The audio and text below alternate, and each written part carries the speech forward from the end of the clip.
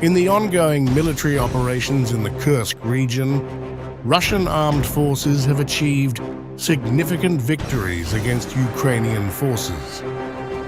The BMP-3 crews from the motorized rifle units of the West Group have played a pivotal role in neutralizing Ukraine's positions. Utilizing aerial reconnaissance, they successfully pinpointed Ukrainian army movements and fired on their fortifications with precision. This coordinated action led to the destruction of several dugouts, machine gun nests, and Ukrainian armed forces personnel.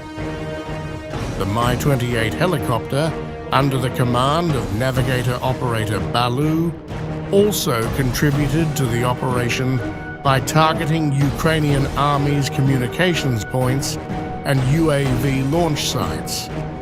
Balu's successful strike against these key positions further hampered Ukrainian forces' ability to organize.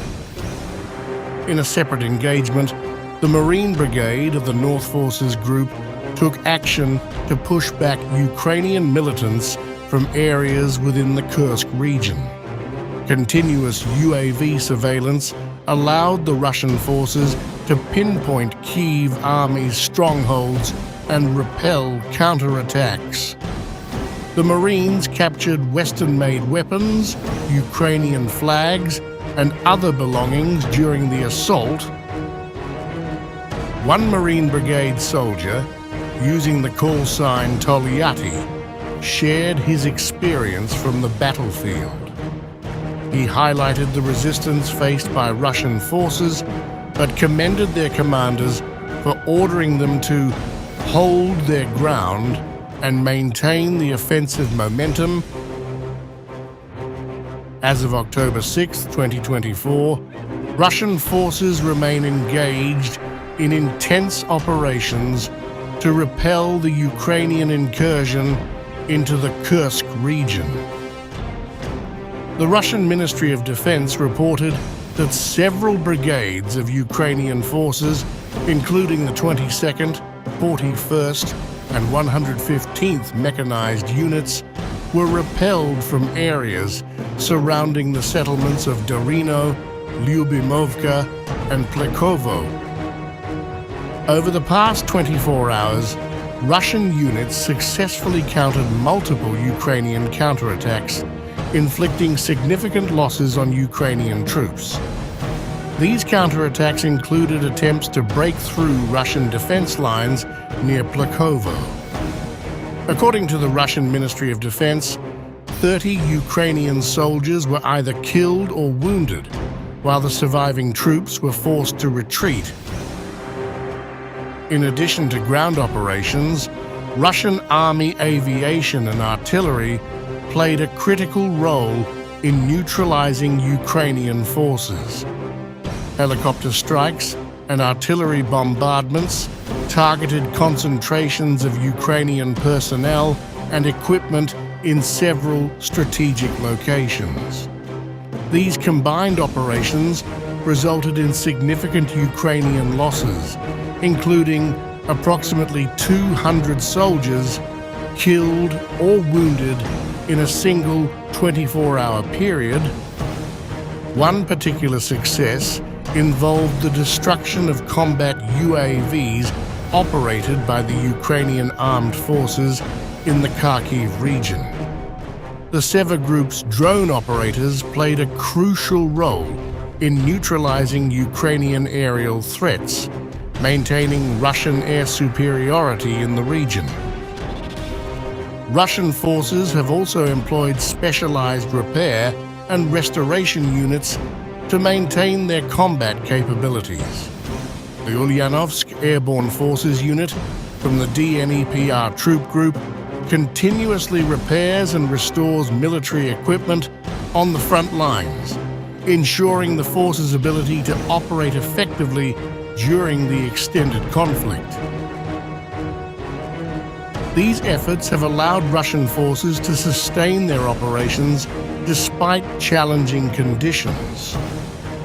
The repair unit's high level of expertise and modern maintenance technologies have proven critical in keeping Russian weapon systems functional during intense combat. In addition to land-based operations, Russian air forces have been instrumental in degrading Ukrainian defenses. The Su-34, a Russian strike aircraft, carried out operations in the border region of Kursk, destroying Ukrainian personnel and a fortified position. These airstrikes have further weakened Ukrainian resistance and contributed to the broader strategy of reclaiming territory. Speaking to Russian media, Balu, the Mi-28 navigator operator, shared his excitement after a successful mission. Today, we received a task to destroy the enemy's communications control point, as well as the launch point for unmanned aircraft. I studied the entire flight area and brought the helicopter out according to the place and time. We launched it without any fuss. The missile identified the target in flight, aimed, and the target was successfully destroyed. Another soldier, Toliati, detailed the harsh conditions on the battlefield. They tried to fight back. They bided their time. They apparently gathered their strength. They tried to break through, but they failed. Our commander gave us the task to hold, to go only forward.